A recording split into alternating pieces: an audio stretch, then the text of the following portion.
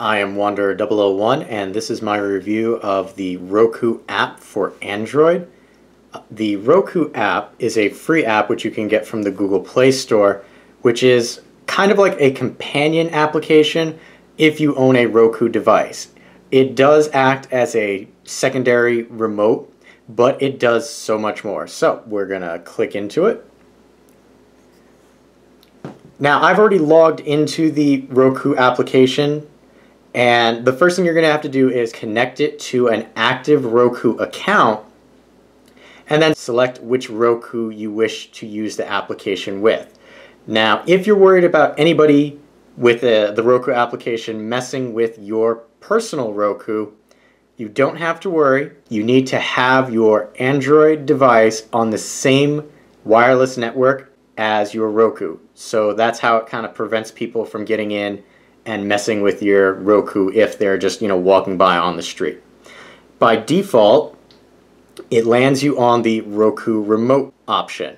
Here you can see the standard Roku options: back, home, option, the quick back, play pause, here is a interesting feature, launch channel by voice. What that does is launch channel by voice. I'll show you what that does. So if you click on it,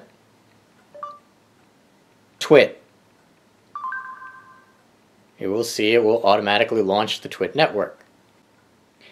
Now, just like the My Channels app, or My Channels area, if you push on the launch by voice, if you're on another area, it'll automatically launch you into whatever you tell it to go to. So, Netflix.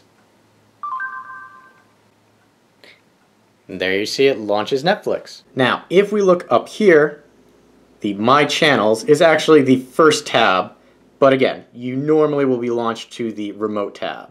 So what we do is we click on that, we wait, and here it will give you a listing of the channels that are on your Roku.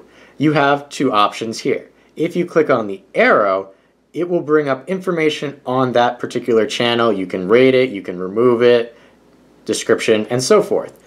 Click the back on the Roku. If you click on the button or the word itself, it will actually launch the channel. No matter what screen you are on the Roku, if you click this button, it will launch the application, or it will launch the channel. Now I'm going to skip over the remote because we covered that already and move to the store. Now I like the store feature on the phone better than I like the store on the Roku itself, only because you do have featured what's new, most popular, all channels, and then the categories, just like on the Roku. But the app breaks it down into both free and paid. So it's an easier way to scroll through the channels.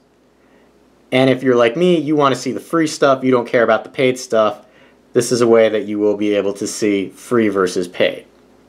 Going back to the remote, I did happen to forget this up here. This is the keyboard. This is an awesome feature which makes this remote my primary remote over the actual Roku remote. Yes, it doesn't do the games because it doesn't have that functionality, but just for this alone, I like this remote better. Full keyboard. So rather than hunting and pecking, you just type in what you're looking for. So let me show you what that looks like. Search. Bring this over hopefully so I don't get in the way. I'm going to hope that this focuses. I'm going to click on the keyboard, so it brings up the keyboard. And I'll bring the two roughly into focus, and I will look up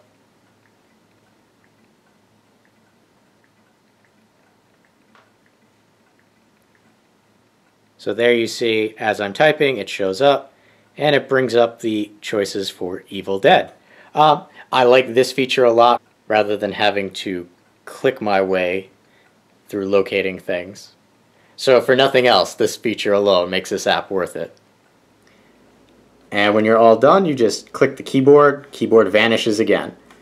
Last bit is this Play on Roku. Here you have choices of music and photos. These are the two items that you can stream from your phone to your Roku device.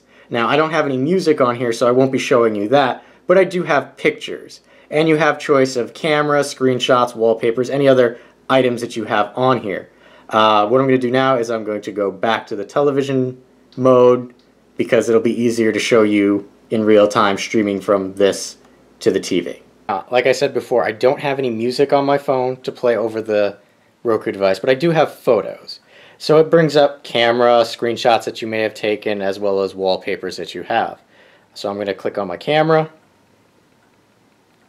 and I'm going to bring up pictures of my cat. So there, he shows up in the background standing on his scratching post.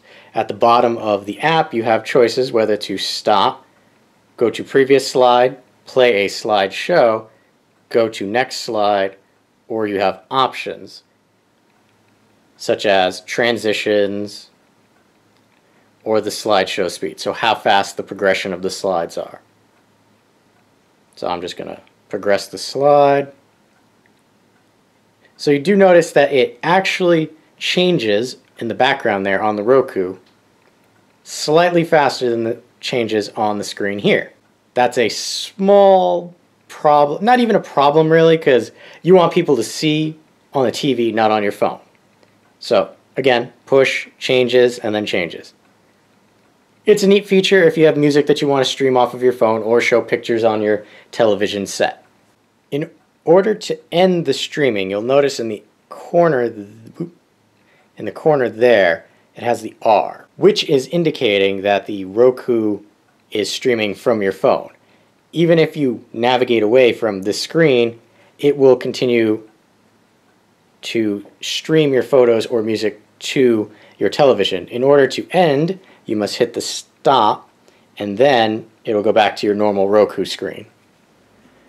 So for all those reasons, if you're looking for just like that second screen device to have with your Roku or primary remote for your Roku, I highly recommend the Roku app that you can get for both Android and iOS. This is the Android version.